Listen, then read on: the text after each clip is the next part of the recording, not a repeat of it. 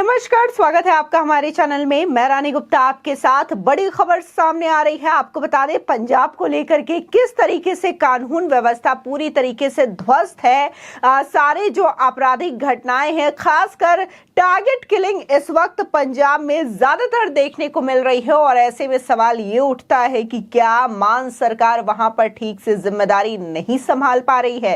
इसी के साथ ही अब तो सीधे तौर पर विपक्षियों ने ये कह दिया है कि उन्हें राज्य में आपकी सरकार नहीं बल्कि राज्यपाल की सरकार चाहिए। सीधे तौर पर कहना है विपक्षियों का कि ये जो चीजें हो रही है पंजाब के अंदर, लगातार टारगेट किलिंग्स हो रही है, इससे राज्य की जो व्यवस्था है वो सीधे तौर पर राज्यपाल शासन की ओर जाता हुआ दिखाई दे रहा है। लगातार देखने को मिल रहा है कि पंजाब में एक के बाद एक कैसे कभी गायक की हत्या कर दी जा रही है, कभी बड़े राजनेता की हत्या कर दी जा रही है।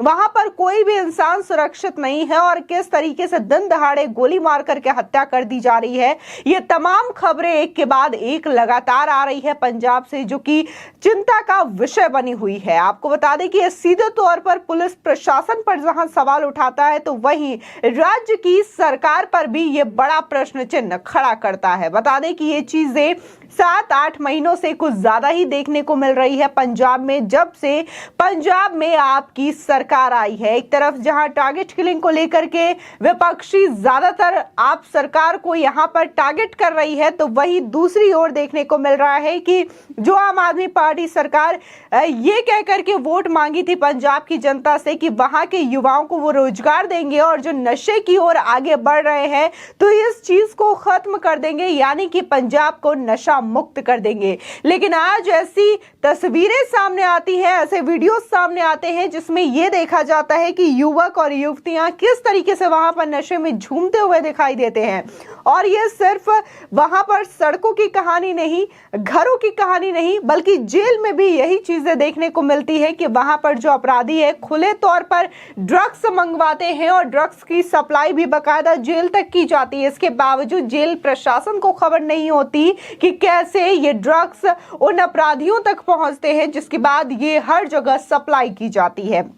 इन तमाम सवालों को लेकर के विपक्षी लगातार मान सरकार पर हमलावर है। पिछले दिनों देखने को मिला कि कांग्रेस से जो 4 नेता बीजेपी में शामिल हुए, उन्होंने भी अपनी सुरक्षा व्यवस्था को लेकर के चिंता जताई थी और गृह मंत्रालय और इसी के साथ ही सरकार से यह अपील की थी कि उन्हें सुरक्षा प्रदान की जाए, जिसके बाद सरकार ने उन्हें एक्स कैटेगरी की सुरक्षा भी प्रदान की है। इसी के साथ ही आपको बता दें, जिस तरीके से लगातार टारगेट किलिंग बढ़ रही है, तो इसको लेकर के गृह मंत्रालय ने भी सीधे तौर पर पंजाब सरकार को लेटर लिखा है और उन्हें इस बात की चेतावनी दी है और कहा है कि ये जो टारगेट किलिंग हो रही है उस पर नकेल कसना जरूरी है, क्योंकि राज्य में लगातार सुरक्षा व्यवस्था खतरे में बनता हुआ दिखाई दे रहा है। आम जनता के साथ साथ सभी लोगों की जिंदगी लगातार ताक पर है।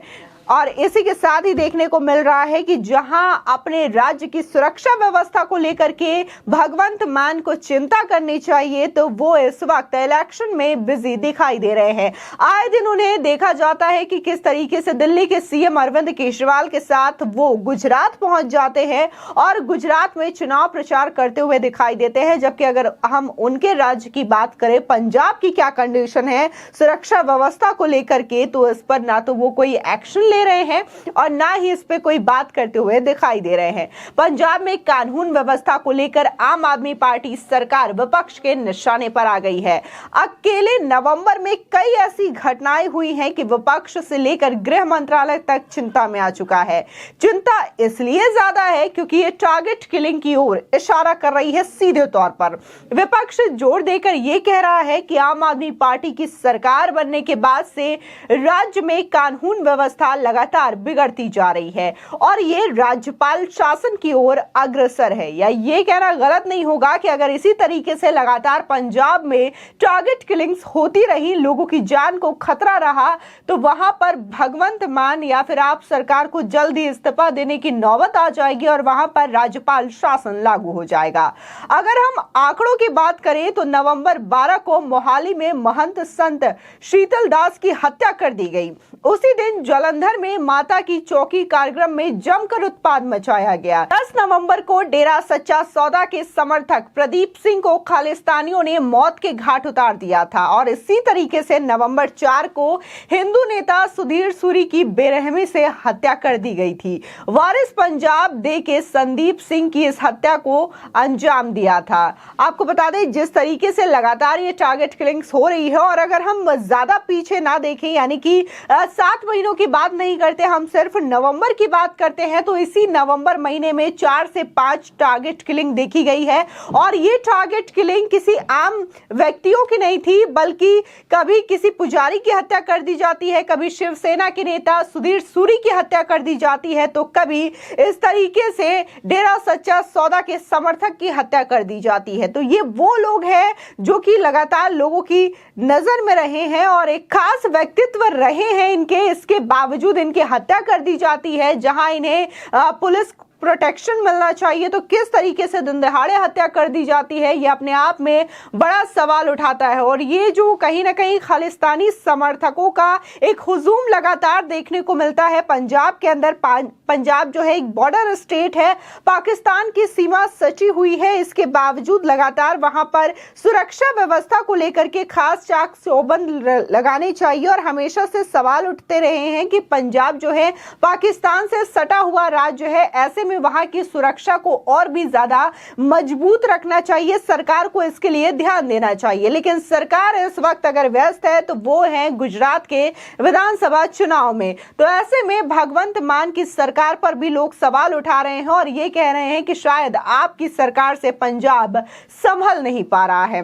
बता दें कि इन घटनाओं के बाद ही गृह मंत्रालय ने पंजाब सरकार को एक चिट्ठी लिखी थी और इस चिट्ठी के जरिए कई मुद्दों पर सफाई मांगी गई थी। जेल में सक्रिय अपराधी, अवैध हथियारों का इस्तेमाल जैसे मुद्दे पर सरकार से जवाब मांगा गया। गृह मंत्रालय ने जोर देकर यह कहा कि वारिस पंजाब दे जैसे संगठनों की गतिविधियों पर राज्य सरकार पैनी नजर रखे। खालिस्तानी संगठनों पर भी नकेल कसने की बात कही गई।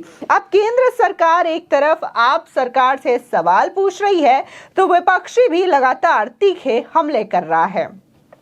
अकाली दल नेता प्रेम सिंह चंदू मर्जा कहते हैं कि पिछले 7 महीनों में शायद ही ऐसा कोई दिन रहा होगा जब पंजाब में कोई हत्या ना हुई हो। वसूली, हत्याएं सब आम बात हो गई है। आपके कई विधायक अवैध खनन में शामिल चल रहे हैं। बता दें जिस तरीके से लगातार देखने को मिल रहा है कि पंजाब में जब से भगवंत मान की सरकार बनी है और आपकी सरकार बनी है, तब से खालिस्तानी समर्थक जो है लगातार एक्टिव हो गए हैं और कई सारे हंगामे भी खालिस्तानियों की ओर से देखने को मिलते हैं। कहीं कहीं पर तो खालिस्तानी समर्थन के नारे लिखे गए, तो कहीं पर लोगों ने खालिस्तानी समर्थन में झंडे भी उठाए हैं। और ऐसे में सवाल उठता है कि मान सरकार जो है अपराधियों के साथ साथ खालिस्तानियों को भी खुली छूट क्यों दे रही है, क्यों उन पर कोई कार्रवाई नहीं कर रही है और क्यों इस तरीके की घटनाएं लगातार पंजाब में हो रही है। पंजाब के लोग खुद को सुरक्षित महसूस नहीं कर रहे हैं। जहां लगातार टारगेट किलिंग हो रही है, दिन दहाड़े किसी पर भी गोली चला दी जा रही है और इसके बावजूद अपराधी फरार हो जा रहा है, उसे पुलिस वहां पर पकड़ नहीं पा रही है। तो वहीं दूसरी ओर लोग नशे के मामले पर भी सवाल उठाते हुए नजर आ रहे हैं और कह रहे हैं कि पंजाब का युवा लगातार नशे की ओर बढ़ता हुआ जा रहा है। जो आप सरकार ये वादा की थी पंजाब में कि ये पंजाब से अपराध को मिटा करके रहेंगे, इस तरीके से टारगेट जो किलिंग्स होती हैं उसको मिटा करके रहेंगे और नशे मुक्त करके रहेंगे, तो ये चीजें लगातार अचानक से क्यों बढ़ रही है आप सरकार के आने के बाद? ये लोगों का सीधा सा सवाल है। आपको बता दें कि जब मान सरकार बनी थी तो देखने को मिला था कि सिंगर सिद्धू मूसेवाला को लेकर के जान के खतरे की बात बताई जा रही थी, लेकिन इसके बावजूद उनके जो सिक्योरिटी थी उनको कम कर दी गई और उसी के बाद देखने को मिलता है कि दिन दहाड़े उन्हें गोली मार करके हत्या कर दी जाती है और इसको लेकर के तमाम तरीके से सवाल उठे। उसके बाद जब इनके शूटर्स को पकड़ा गया तो उसमें से भी एक आरोपी फरार हो जाता है जेल से। ये भी लोग सवाल उठा रहे हैं कि एक तो पहले हत्या हो जाती है, पुलिस इस पे रोकने को नाकामयाब रहती है और इसके बाद से आरोपी को अगर जेल में रखा जाता है तो वहां से भी वो फरार हो जाती है। तो ऐसे में पुलिस प्रशासन पर कैसे भरोसा किया जाए? फिलहाल आपकी सरकार को लेकर के और पंजाब में हो रही टारगेट किलिंग को लेकर के आपकी क्या राय है, हमारे कमेंट सेक्शन में जरूर बताएं। आगे की और भी अपडेट को लेकर के चैनल को सब्सक्राइब करना ना भूलें।